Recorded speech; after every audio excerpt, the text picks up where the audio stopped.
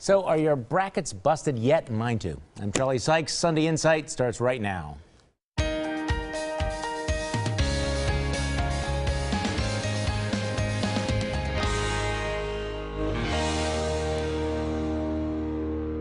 Good morning and welcome to Sunday Insight. In the week that was, Israeli Prime Minister Benjamin Netanyahu is re-elected, much to the disappointment of the Obama administration. Madison's police chief has had it with anti-police rhetoric and in an open email blasts city council members, saying their silence in response to the attacks was deafening. President Obama, who made health insurance mandatory, is now suggesting making voting mandatory. The Bucs owners say they probably won't pay more for their arena. Scott Walker takes his presidential campaign to South Carolina. Hearings begin in the appeal of a former police officer, Christopher Manny, who was fired after shooting Dontre Hamilton in Red Arrow Park, and March Madness is in full swing. But we started with a controversy over a Walker campaign staffer. Now, normally this would be the ultimate insider story, but Walker's campaign hired a well-known digital strategist named Liz Mair, but it turned out that Mair had written a series of, unflattering tweets about Iowa and its politics. Morons across America are astounded to learn that people from Iowa grow up rather government dependent, she wrote. In other news, I see Iowa is once again embarrassing itself and the GOP this morning. Thanks, guys. The sooner we remove Iowa's front-running status, the better off American politics and policy will be, she wrote. Well, Iowa Republicans objected, and within 24 hours, she had resigned. This set off another controversy in the conservative media. Had Walker caved into pressure from Iowa? Had he thrown a staffer under the bus? And did any actual voters actually care about this story? Joining me on our panel this morning, defense attorney Dan Adams, former state representative Michelle Litchens, political strategist Linda Bruin, and media trackers Brian Sigma, who is back after 10 weeks of basic training, and he did lose 34 pounds. Indeed. Okay, so tell me about Liz Mair. Did Walker's campaign handle this correctly? Charlie, I don't think they did. And I think the reason is they allowed the media to pressure them into doing something they shouldn't have done. Agree or disagree with Liz Mair's comments, I do think she has a very good point. Why do we give Iowa first-in-the-nation status every single presidential cycle on both political parties? The Walker campaign reacted to this almost as if it was a local story from here in Wisconsin, not realizing that they're now on the national stage. And whenever you make decisions like this quickly and almost in a reactive way, you're going to draw a lot of national attention. That has people questioning Governor Walker on his judgment, which is not fair, but it's what happened. Linda Bruin. I think he did the right thing. Mair was hired to help Walker look good on social media, but instead she turned around and angered a constituency group that Walker wants to have in his support for his election. I mean, to me, that's simple. You get rid of somebody who's making you look bad instead of somebody who's supposed to make you look good. Okay, what do you think? You know, well, I think at least he's staying consistent, right? Because he's let go of a few staffers over the past few years because of emails or tweets that he thought was inappropriate. I think it's unfortunate that perhaps the governor wants to make sure that everyone on his staff is perfect and agrees with him all the time, because obviously you're not always going to have perfection on your staff. Well, that's what's problematic, because if you're a politician and you want loyalty from your staff, don't you have to show loyalty back to them at some point?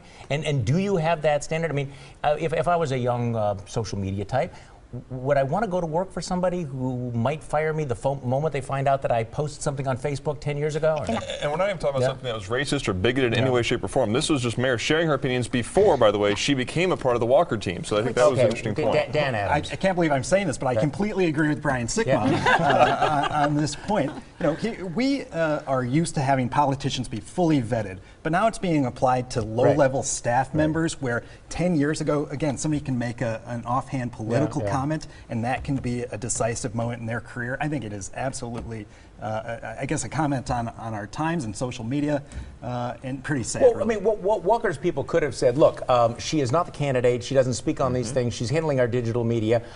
We have a big enough tent that we can have people with different opinions. Here are my views on all of this stuff. On the other hand, you know, when you look at this particular story and you have to realize, okay, is Iowa going to be, dragging all of the candidates around like this? You understand that the people in Iowa have thin skins because they deserve having thin skins? 1% of the country's population is totally leading all the candidates around by the nose.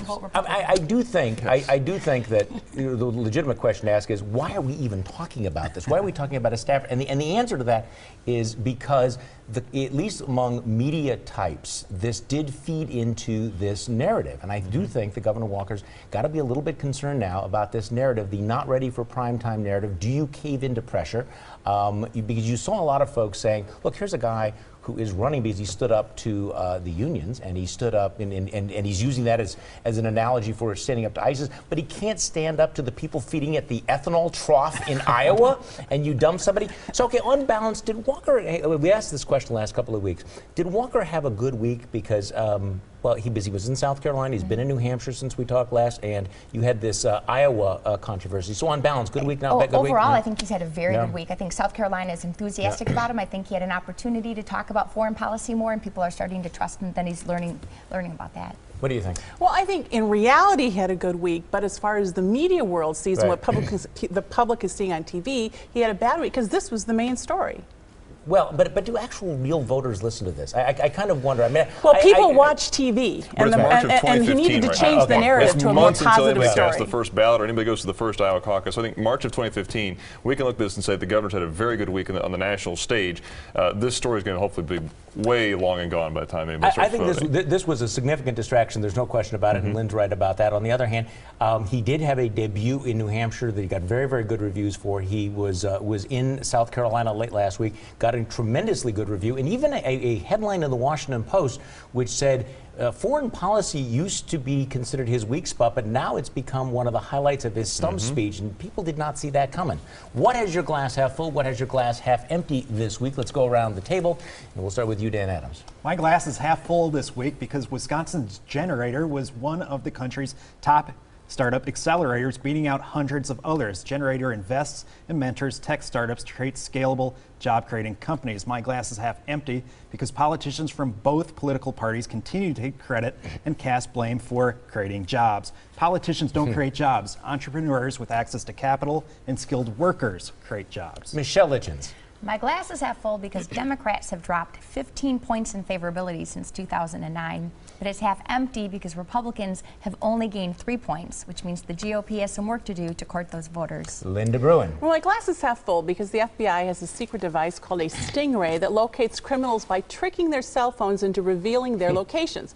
But my glass is half empty because some judges have ordered the FBI to reveal how the stingray works if criminals caught by it are to be prosecuted. And in several instances, to protect the device, prosecutors and the FBI have then ordered the police to let the criminals go. Called due process. Brian Sikma. Well, my glass is half empty because unions are waging a legal fight in Dane County to overturn the state's new right to work law. But my glass is half full because, surprisingly, a Dane County judge this week refused to put the law on hold while the lawsuit proceeds. Well, my glass is half full because Madison's police chief, Mike Koval, is finally speaking out, defending his officers and calling out the silence of the city's elected officials. My glass is half empty because it's Madison. And what did the chief really expect? Next on Sunday Inside, Race Together, Starbucks CEO's effort to serve up a little discussion about race relations along with your morning latte.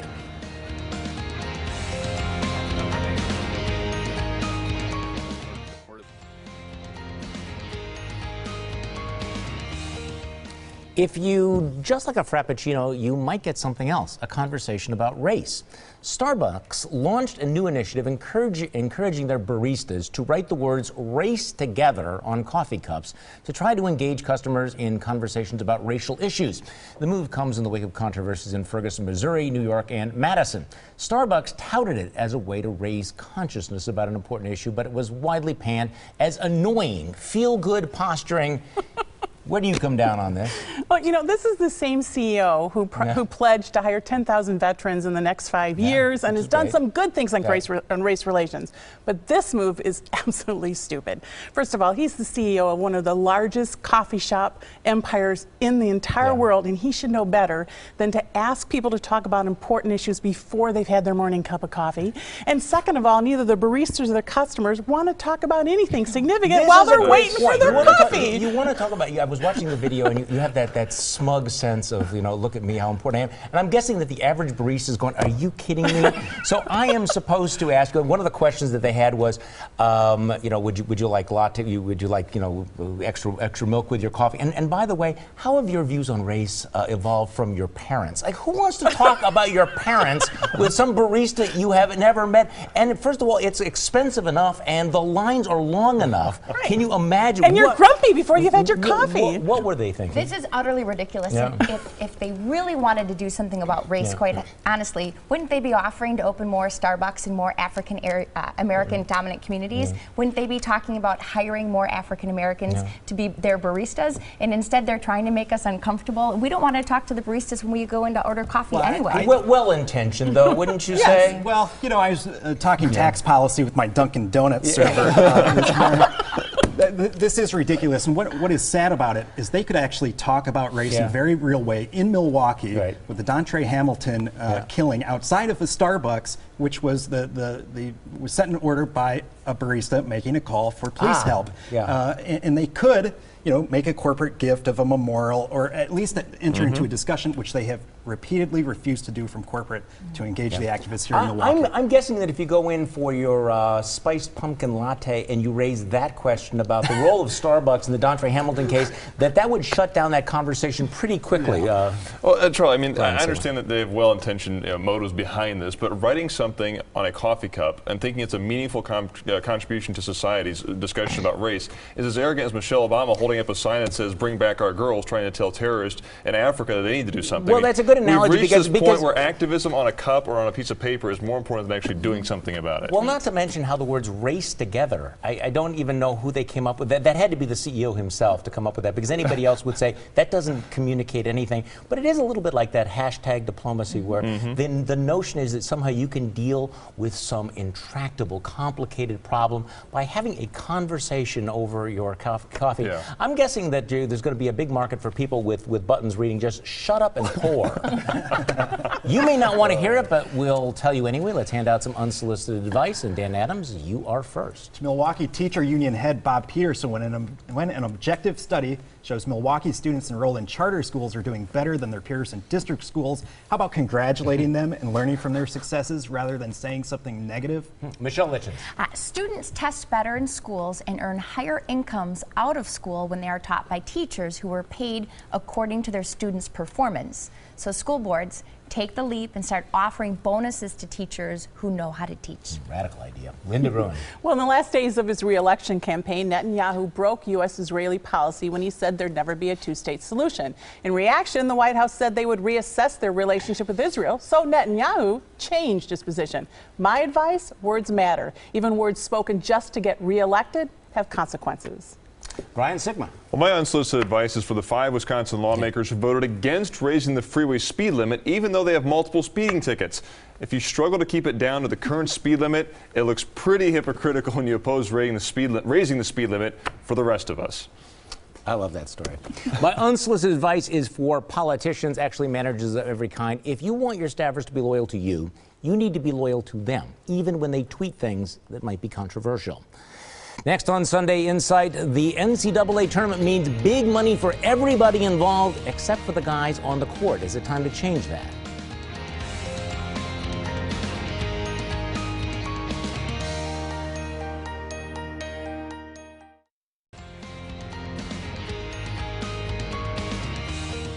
Well, March Madness is in full swing, and consider these numbers. Back in 2011, the NCAA began a 14-year, $10.8 billion contract with CBS and Turner Broadcasting to televise the men's basketball tournament. That's worth at least $740 million a year to NCAA member colleges. So as you watch the games, you'll notice these guys in suits on the bench. Some of them make more than $1 million a year. The players, still considered amateurs, and they get paid nothing. The NCAA says, well, they get colleges, they get a college education. Critics say there's something wrong with this picture. What do you say, Dan Adams? Yeah, well, I think the gross disparity between, you know, what the colleges are making off these players, what the advertisers get, and even the coaches, as you mentioned. I mean, Bo Ryan makes $2.25 million a year to be the coach of a team of amateurs. So, you know, I'm worried about unintended consequences of giving money directly to students. I'd like to see maybe a small stipend or maybe an annuity so that these students have some money in the long term. Well, these kids need something for all of their time. Otherwise, it's kind of like they're slave labor for the universities. Well, they get a free education. That's the argument. They get a free Actually, not all of them get a free education. Many of them have to take out student loans so that they can pay for their own bills and pay for food. They deserve something. They work every day. I would argue that the quality of their education is even far worse than many of the other students because they're not able to put as much time into their classwork. Linda Bruin, I mean, there is the amateur ideal, but you are talking about an amateur ideal in probably one of the most lavishly funded sporting events in the world. Yeah, and I'm not necessarily in favor of actually paying them salaries or that type of thing, but some sort of fund to take care of. What about the college students, the athletes who go get injured and their professional career, athletic careers are ruined? A lot of times they don't even retain their scholarships, and then the universities made millions off of them before the injury. I think they need to do something. It's complex though, because if you're going to pay the kids for being on the winning teams, what about the teams that are women's teams that aren't bringing in the big bucks? Or it's a difficult issue. I don't have an answer for it, except there's something screamingly hypocritical about this whole notion of student athletes, particularly when it comes to some schools, some of the prominent schools, where they don't graduate all the players, and a very, very small portion of them actually go on to the NBA. So what is the justification for the status quo? Charlie, I don't see a justification for the status quo right now. I mean, you have the coaches making a lot of money. The NCAA is a profit-generating revenue stream for the universities, for these coaches, for the people that are managing the program. It's a bigger deal than the NBA in some places. I mean, so this is big basketball going on right now, and you have these players out there that are consistently treated like they don't know what they're doing, or that they're just treated as the means of actually getting all this revenue in there. There should be some sort of revenue sharing agreement. It's understandable you're not going to pay them a set salary, but I think, as Dan pointed out, have something set up where they can participate and benefit in their own success. If a team is doing well one year and bringing a lot of money to the school, let the players enjoy some of the consequences of that. I don't know what the number is going to be. Maybe it should be tied to a bonus or some sort of compensation. Or payout after you graduate. Payout if you graduate. But I mean, one of the big myths, by the way, is whether these sporting events, actually these sporting programs, generate a profit for the university. The vast majority of even NCAA schools do not break even on their sporting events. So there's another issue for higher education to deal with. And how do you pay coaches so much if it's not making money for the university? Exactly. When the highest paid state employee in state after state is the basketball coach who's coaching players who don't get paid. I mean, come on, there's something wrong with that picture. What is it you don't get this week? Let's go around the table, Dan Adams. You are first. So with Scott Walker's ethanol flip-flop, he's essentially for a federal mandate for the consumption of a certain product, but he's still against a mandate for people to buy their own health insurance. I don't get it. Michelle Hitchens. Charlie, what I don't get is if President Obama called the new president of Iran the same day he won his election to congratulate him, why did it take Obama 2 days to call and congratulate Netanyahu on his election victory? Linda Bruin. Well, in addition to years of past cuts and millions of dollars in proposed new cuts to local schools across the country, Bobby Jindal wants to cut $200 million from Louisiana State, Walker wants to cut $300 million from UW, and Bruce Rauner wants to cut $400 million from the University of Illinois. So what I don't get is why are Republican governors waging war on education? Maybe it's just bloat. Brian Sickma. Well, what I don't get is why some want the university to give the University of Wisconsin autonomy without legislative oversight, when the UW wastes money studying the defecating habits of sloths and learning that fat turtles swim faster than skinny turtles. So maybe there's some money that could be cut there, Lynn. I think you just answered Lynn's question.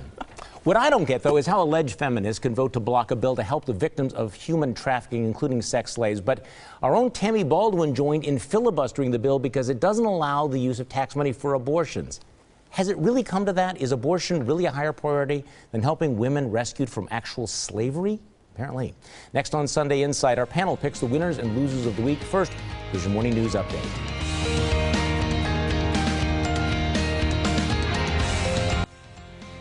It is time for our panel to pick the winners and losers of the week. Dan Adams, you're first. My winner is 24-year-old former Badger and 49ers linebacker Chris Borland, who took personal responsibility for his long-term health and retired from the NFL after deciding the risk of brain injury from continuing to play was too great. And this week's clear loser is megalomaniac Congressman Aaron Schock from Illinois. Schock resigned this week after a handful of scandals involving misuse of taxpayer money, notably spending $40 grand to decorate his congressional office in the style of Downton Abbey. And all the pictures with his shirt off. Michelle Hitchens. My loser is the Brotherhood of Electrical Workers Union 965. They sent a threatening letter to their members saying if they don't pay their dues, their names will be posted at work as scabs, among other threats. At least the Brotherhood showed their members who the union really cares about. My winner is Madison Police Chief Michael Koval. The Madison City Council held a forum where the public accused the police of ridiculous atrocities, and the council was silent. Afterwards, Koval stood up and said enough is enough and demanded the council defend their police officers. Good job. Linda Bruin. Well, my winner is Target, who has joined Walmart, TJ Maxx, Jackson Marshall in raising their workers' minimum wage to $9 an hour. It's been 5 years since the last increase, and more than 70% of Americans support raising the minimum wage. My loser is the Starbucks CEO, who ordered his staff to talk about racism with customers. I agree with one customer who said, "I don't have time to explain 400 years of oppression to you and still make my train." Starbucks gets kudos for their past efforts on race relations, but their newest idea is not only dumb, it unintentionally trivializes the issue. Brian Sikma. Well, my loser of the week is the SEIU-funded anti-police group Wisconsin Jobs Now. For over a week now, they've been pounded by local and national right-of-center media for promoting a despicable anti-police sign at a rally held in Madison last week. My winner of the week is Benjamin Netanyahu, the Prime Minister of Israel, who secured an historic third term this week. Netanyahu has consistently led the Middle East's only functioning, stable democracy in the defense of itself while standing up to the radical terrorist threat of our time. Well, I agree with Brian Sikma. My winner is the leader of the free world, and I'm referring, of course, to Israeli Prime Minister Benjamin Netanyahu.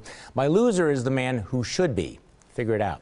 Thanks for joining us and joining me for my radio show Monday morning on News Radio 620 WTMJ from 8:30 until noon. Have a great week.